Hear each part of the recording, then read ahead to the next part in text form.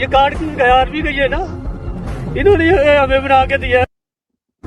और आप क्या कहना चाहेंगे? आप कैसे साबित करेंगे कि आप हमारे सर ये आर्मी किस तरह बोल सकती है कि ये हमारे बंदे नहीं है?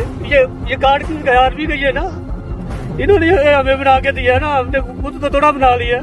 ये शनाख्ती कार्ड मेरा देख ले, ये भी पाकिस्तान ने मुझे बना के दिया। ये अभी किस तरह कह रहे हैं कि ये हमारे बंदे नहीं है? मैं नहीं दरगास्त करता हूँ खुदा के लिए मेरा मालन मजदूर है, मैं करके बड़ा हूँ साहब। इस बात को ना करे कि ये हमारे बंदे नहीं है। आप लोगों ने मुझे भर्ती क्यों किया था कि ये कहना था कि हमारे बंदे नहीं है? पाकिस्तानी सैनिक ने रो रो कर ऐसा राज खोल दिया है जिसकी कल्पना तक करना मुश्किल है।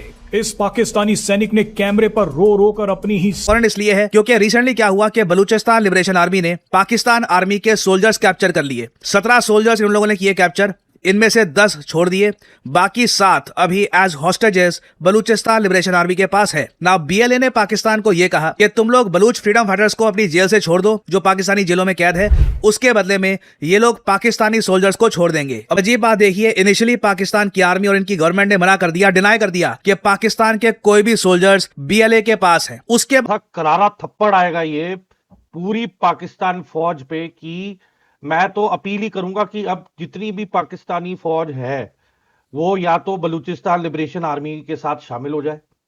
बट ये कारगिल में भी इन्होंने दोबारा किया, पहले किया था।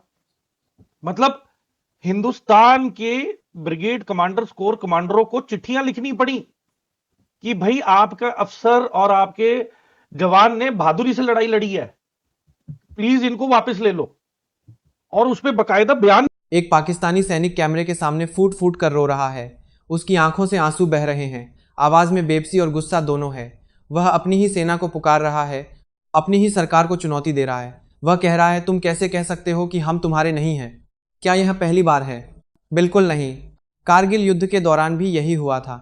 जब पाकिस्तानी सैनिकों की लाशें पहाड़ों पर पड़ी थीं, तब भी पाकिस्तानी सेना ने उन्हें लेने से मना कर दिया था। भारतीय सेना ने खुद उन शवों को पूरे सम्मान के साथ दफनाया था। यह पाकिस्तानी सेना का वह चेहरा है जिसे दुनिया ने कभी नहीं देखा। एक सेना जो अपने ही सैनिकों को लावारिस समझती है, जो अपने जवानों को मरने के लिए छोड़ देती है। यह सिर्फ एक सैनिक की कहानी नहीं है, यह पूरे पाकिस्तानी तंत्र का वह दर्पण है जिसमें सच्चाई चीख चीख कर बोल रही है। तो ये एक पाकिस्तानी सिक्योरिटी एहलकार है, बज़ाहिर तौर के ऊपर ये अपना आईडी कार्ड दिखा रहा है और अपना जो इसका फौजी आईडी है वो भी दिखा रहा है और रो रहा है, कह रहा है कि मैं पाकिस्तानी हूं, मैं पाकिस्तान अफवाज का हिस्सा हूं, मैं पाकिस्तान के लिए लड़ता हूं और मेरे वालिद जो हैं वो अपाहिज हैं और मैं अपने खानदान के अंदर वाहिद शख्स हूं जो पैसे कमाता हूं और फराहम करता हूं। अच्छा, साथ साथ कि पाकिस्तान ने पहले भी पाकिस्तानी अफवाज ने अपने सोल्जर्स को डिनाई किया कि ये हमारे सोल्जर्स हैं। वो शायद हिंदुस्तान के अंदर हो, किसी शहीद की लाश को कबूल करना एक रिवायत चली आ रही है, या बेसिकली बलूचिस्तान के अंदर हो या केपीके के अंदर हो। एक लेवल के बाद अगर तो वो मेजर से या कैप्टन से नीचे का लेवल है तो फिर उनकी रिकवरी बड़ी मुश्किल हो जाती है और फिर पाकिस्तान कंप्लीट डिनाइबिलिटी के अंदर चला जाता है पाकिस्तान की जो फौज है उन लोगों को लेकर। मगर और अगर इस सही पर मैं देखूं तो तकरीबन 6 से 7 फौजी जवान जो कि सिपाही रैंक के अफसरान हैं, छोटे जो सिपाही हैं आर्मी के अंदर, उनको बीएलए के दहशतगर्दों ने पकड़ा हुआ है और 1 हफ्ते की मोहलत दी। वक्त ऊपर निकल चुका है और ये धमकी भी दी थी कि हम इनको बाद में मार देंगे, लेकिन अभी तक इसके ऊपर कोई भी कार्रवाई ना की गई। मुबैना तौर के ऊपर ये खबरें चलाई गई सोशल मीडिया पर। मैं किसी का नाम नहीं लेता कि जनाब अब ये जो फौजी जवान है ये खुद को शहीद माने, हम बीएलए की किसी भी मांगों को पूरा नहीं करेंगे। पहले तो ये माना ही नहीं गया कि हमारे जवान है, कुताल बात थे। अच्छा, उसके बाद मेरे ऊपर तनकीद शुरू हुई, कमेंट्स के अंदर गालम गलोच शुरू हुई कि ये एआई जनरेटेड वीडियो है। हत्ता कि इस वीडियो के बाद एक और वीडियो आई, उसके बाद तीसरी वीडियो आई, चौथी वीडियो आई। अब इसके अंदर जो लेटेस्ट अपडेट है मैं फिर से आपको आगाह करता हूं क्योंकि मैं ही वो पहला शख्स था जिसने इसके ऊपर ये वीडियो बनाई थी और किसी के बालों के ऊपर जूं नारेंगी थी जो इस टॉपिक के ऊपर वीडियो बनाकर या इस साने के ऊपर वीडियो बनाकर इस कौम को आगाह करते हैं कि आपके फौजी जवानों को बीएलए के दहशतगर्दों ने यरगमाल बनाया हुआ है। बहुत ही एक हैरानकुन बात है कि अगर ये वाकई ही में सोल्जर्स हैं, इनका ताल्लुक पाकिस्तान आर्मी से है और पाकिस्तान आर्मी उसके बावजूद लाताल्लुकी का एक ऐलान कर रही है, मुजाहरा कर रही है, तो एक बहुत ही शर्मिंदगी की बात है। मगर एक बात वाज़ेह है कि ऐसे प्रोपेगेंडा का जो मीन्स हैं, आपके जो एनिमी बीएलए के अंदर जो एनिमीज हैं और दीगर लोग, उनके पास जो ये अब मौके हैं वो इतने बढ़ चुके हैं क्योंकि आपकी जो ऑर्गेनाइजेशन है ऐसे इलाकों के अंदर बलूचिस्तान में और दीगर और जगहों के अंदर उसकी कैपेसिटी इस प्रोपेगेंडा को डील करने के लिए बिल्कुल ही खत्म हो गई है। अब तकरीबन एक वीडियो मंजर आम के ऊपर आ रही है बुनीर से, और बुनीर में ये काफी ज्यादा लोग आप देख रहे होंगे वीडियो के अंदर, वो ये क्लेम कर रहे हैं कि ये हमारे गांव का लड़का है। आज इसके साथ जो हो रहा है कल दूसरे फौजियों के साथ भी होगा। यरगमाल फौजी का ताल्लुक बुनीर से है। उन लोगों ने ये बताया कि जो फौजी जवान वहां पर यरगमाल बनाया गया है, जिसको बंदी बनाया गया है, ये हमारे गांव का है। बट ये कारगिल में भी इन्होंने दोबारा किया, पहले किया था। मतलब हिंदुस्तान के ब्रिगेड कमांडर्स, कोर कमांडरों को चिट्ठियां लिखनी पड़ी कि भाई आपका अफसर और आपके जवान ने बहादुरी से लड़ाई लड़ी है, प्लीज इनको वापस ले लो।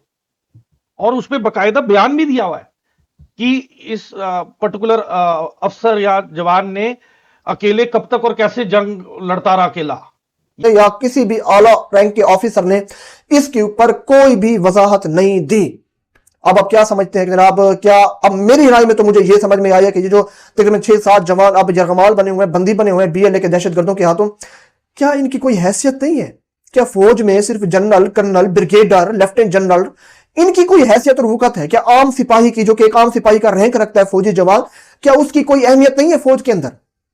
तो ये सवालात कम से कम अब उठ रहे हैं। कम से कम इनको थोड़ा सा होश के नाखून लेने चाहिए। एक अदद प्रेस कॉन्फ्रेंस करनी चाहिए वजाहत के ऊपर मबनी कि जनाब कम से कम आप अपने जवानों को तस्लीम तो कर लें। आप ये तो कह दें कि जनाब अब हम उनके साथ नेगोशिएशंस के अंदर हैं, हम उनके मुतालबात को पूरा करने की कोशिश कर रहे हैं, या हम उनको छुड़वाने की कोशिश करें। कोई भी क्लेम, कोई भी वजाहत नहीं दी गई हमारी पाक फौज की जानिब से। अच्छा, मेरे पास कारगिल का एक वीडियो है जो मैं शेयर करना चाहूंगा कि कारगिल के वक्त किस तरह से पाकिस्तान ने जो है वो अपने फौजियों की लाशें वापस लेने से इनकार कर दिया, ये कह के कि ये हमारे लोग नहीं हैं, और फिर किस तरह बड़ी इज्जत और एहतराम के साथ भारतीय सेना ने कई सिपाहियों को और अफसरों को वहां पे दफन किया। ये देखिए, इंडियन टेरिटरी में ये दफन है पाकिस्तानी फौज।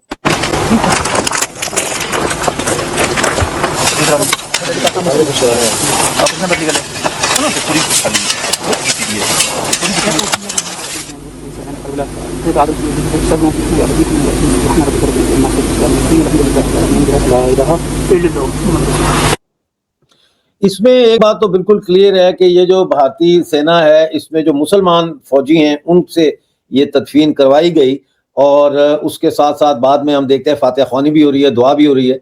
तो इंतहाई एहतराम के साथ जो है वो उन्होंने पाकिस्तानी फौजियों को दफनाया। ये पाकिस्तान, तो क्या इन 7 जवानों की वफात के बाद ये तस्लीम किया जाएगा कि जनाब ये पाक फौज के जवान थे? क्यों जब ये जिंदा हैं, जब बीएलए मुतालबात कर रहे हैं, अपने मुतालबात मनवाने की बात कर रहे हैं, बात करने की कोशिश करें, तो क्यों इसके ऊपर वजाहत नहीं दी जा रही? क्यों इसके ऊपर बात नहीं की जा रही? ये काफी कंट्रोवर्शियल तरीन टॉपिक हो चुका है। अब इसके अंदर मैं हमेशा से कहता हूं तकरीबन कमोबेश 8 लाख से ज्यादा हमारी फौज है। यहां पर अक्सरियत सिपाहियों की है बेचारे, जिनमें अगर मैं बताऊं तो ये सिपाही हैं जो कि अब हथे चढ़े हुए हैं बीएलए के दहशतगर्दों के, और वो उनको छोड़ नहीं रहे। वो मुतालबात को मनवाने की कोशिश करें, जनाब हमारे मुतालबात को मनवाया जाए। मुझे करनाल शेर खान, तकरीबन अगर मैं नाम नहीं भूल रहा तो ये वही था जिसको हमारे मुल्क के अंदर आला अफसरान ने मानने से इनकार कर दिया था जब ये जंग वाला मामला हुआ था तकरीबन 1971 के अंदर। तो वहां पर भारत की जानिब से जब उनकी फौजी क़यादत ने इनके हवाले से बात की थी, करनाल शेर खान के हवाले से, कि जनाब ये तो हमने ठीक है इनके साथ लड़े, ये बेचारा वफात पा गया, लेकिन ये एक बहादुर शख्स था। उसके बाद फिर जाकर पाकिस्तान ने उस जवान को, उस करनाल शेर खान को तस्लीम किया था कि जनाब वो हमारा ही फौजी अफसर था। ये सब अबैंडन कर दिए थे फौज ने, और दिक्कत ये थी कि उन्हें मजबूरन देना पड़ा क्योंकि एक सेम कॉपी इंडियन आर्मी के पास भी थी साइटेशन की। तो अगर ये इन अफसरों को या जवानों को नहीं देते तो as it is Indian army ने तो वो पब्लिक करना ही था कि देखें ये बॉडीज मिली थी, और जो मारे गए थे अफसर या जवान उनकी जो लास्ट मोमेंट्स थे वो ऐसे थे लड़ाई के मैदान में, तो they must be recognised for their valour. अब ये बड़ा चढ़ा के कहते हैं निशान हैदर दे दिया, ये कर दिया कैप्टन शेर खान को, ये है फलाना फलाना। पर आप कैप्टन शेर खान की फैमिली से जाके पूछिए, वो आज भी पाकिस्तान आर्मी को ब्लेम करते होंगे कि अगर इंडियन आर्मी ने ये पहल नहीं की होती तो ये भी अवार्ड नहीं मिलता, ना ही रिकॉग्निशन मिलता, ना ही बॉडी वापस आती। दोस्तों, यह वाकया बता रहा है कि पाकिस्तानी सेना का भरोसा आज अपने ही जवानों से उठ चुका है। जब सेना ही अपने सैनिकों को इस तरह छोड़ दे तो उस देश का हाल क्या होगा? बलूचिस्तान की आग, आर्थिक बर्बादी, और अब यह लगता है वो दिन दूर नहीं जब यह पूरा तंत्र अपने ही बोझ तले दब जाएगा। फिलहाल इस पूरे मामले पर आपकी क्या राय है, हमें कमेंट बॉक्स में लिखकर जरूर बताइएगा। अगर आपको यह वीडियो पसंद आया तो इसे लाइक करें, दोस्तों के साथ शेयर करें और चैनल को सब्सक्राइब करना न भूलें। जय हिंद, जय भारत।